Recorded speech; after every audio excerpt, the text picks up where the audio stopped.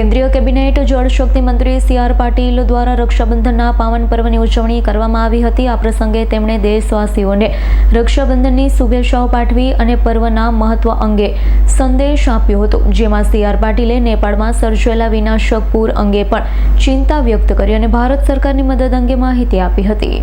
રક્ષાબંધનના પર્વને લઈ ભાઈ બહેનના પ્રેમ અને વિશ્વાસનું પ્રતીક ગણાવતા CR પાટીલે કહ્યું હતું કે બહેન ભાઈને રાખડી બાંધે છે ત્યારે ભાઈ તેની હંમેશા રક્ષા કરવાનો સંકલ્પ લે છે। CR પાટીલે જણાવ્યું છે કે આજે રક્ષાબંધનનો પવિત્ર દિવસ છે અને આપણે દેશમાં પર્વનું અનેરું મહત્વ છે।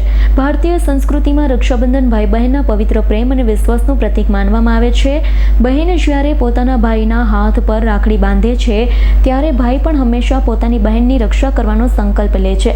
રક્ષાબંધન માત્ર એક તહેવાર નથી, પરંતુ ભાઈ બહેનના પ્રેમ, લાગણી અને પરસ્પર વિશ્વાસને વધુ મજબૂત કરતું પર્વ છે।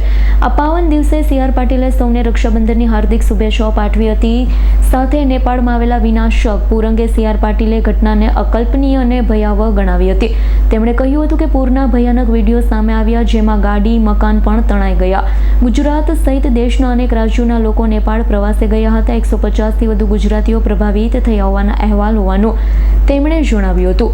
CR પાટીલે વધુમાં કહ્યું હતું કે વડાપ્રધાન નરેન્દ્ર મોદી અને કેન્દ્રીય ગૃહમંત્રી અમિત શાહ નેપાળના સંપર્કમાં છે।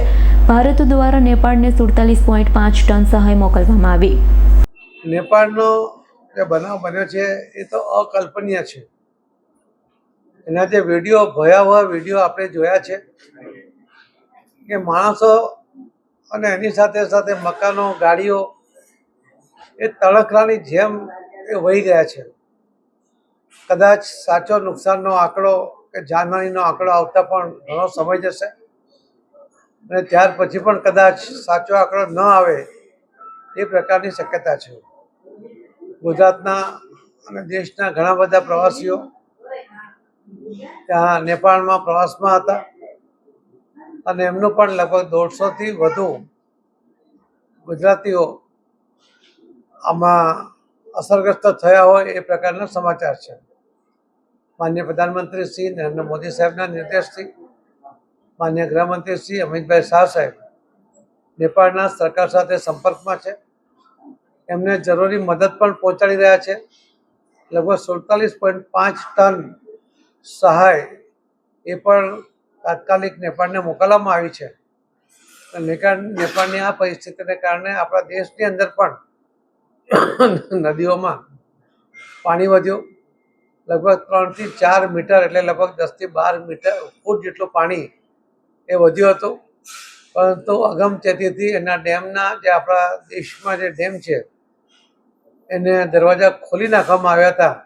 એના કારણે આપણા દેશમાં કોઈ પણ જાનહાનિ નોંધાઈ નથી, પરંતુ ગુજરાતના અને આપણા દેશના ઘણા બધા લોકો અને નેપાળના પણ ઘણા બધા લોકો અને વિદેશીઓ પણ નેપાળના આ બનાવની અંદર મૃત્યુ પણ પામ્યા છે, વહી ગયા છે અને આ કદાચ ઇતિહાસમાં ખૂબ ભયાનક બનાવ તરીકે પણ અને યાદ રાખવામાં આવશે એ પ્રકારનો આ બનાવ બન્યો છે। Bureau report S9 news Surat. અમારી તમામ માહિતીથી અપડેટ રહેવા માટે જોડાયેલા રહો S9 ન્યૂઝ સાથે।